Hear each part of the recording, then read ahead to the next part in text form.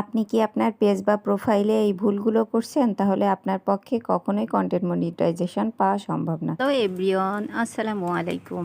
অনেক দিন পরে আরও আরেকটা লং ভিডিও নিয়ে হাজির হয়ে গেলাম। সবার আগে বাজারগুলো গুছিয়ে নিই। আজকে রান্নার আয়োজনগুলো কমপ্লিট করব। সাথে আছে আমাদের পুকুরে টাটকা মাছ আছে। এই যে মাংসগুলো কষায় নিলাম।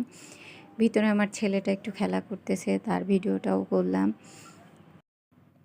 যেহেতু লং ভিডিও দিতে হবে, কিচ্ছু করার নাই, তাই বসে বসে এক হাতে ক্যামেরা ধরে মাঝে মাঝে ছেলেকে দিয়ে ক্যামেরা ধরিয়ে আমি আজকে ভিডিও করতেছিলাম।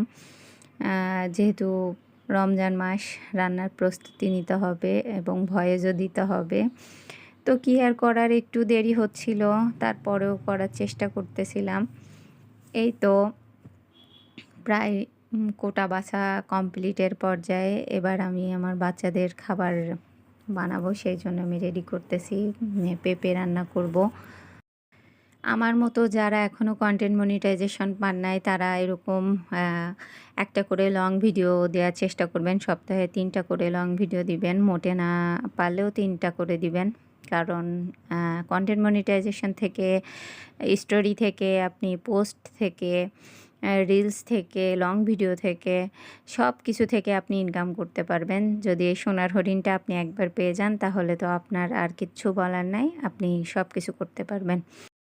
আপনি যদি এই কাজগুলো করেন তাহলে কিন্তু আপনি কখনোই কন্টেন্ট মনিটাইজেশন পাবেন না। প্রথমত, আপনি যদি অন্যের ভিডিও কপি পেস্ট, আপনার সেটা হতে পারে ইউটিউব, টিকটক, বিভিন্ন প্ল্যাটফর্ম থেকে ভিডিও এনে আপনি আপনার ফেসবুকে এটা ব্যবহার করছেন, তাহলে আপনি কিন্তু কখনোই মনিটাইজেশন পাবেন না। এবং আপনি কখনও মিউজিক ব্যবহার করবেন না। মিউজিক ব্যবহার করলে আপনি কিন্তু কখনোই কন্টেন্ট মনিটাইজেশন পাবেন না। আপনাকে যদি সেটআপ দেয়ও, তাহলে কিন্তু সেটআপটা আবার চলে যাবে।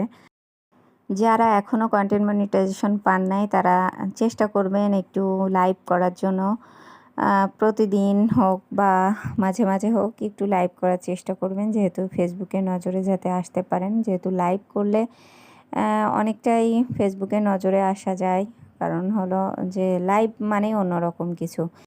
আপনারা অবশ্যই চেষ্টা করবেন লাইভ করার জন্য। চলুন, একদম ভিডিওর প্রায় শেষ পর্যায়ে চলে এসেছি। আমি এখানে পেঁয়াজু মাখিয়ে নিচ্ছি বেসন দিয়ে, আর আদার্স যেগুলো দিতে হয় সেগুলো দিয়ে আমি এটা মাখিয়ে নিয়েছি এবং তেলটা গরম করে নিচ্ছি।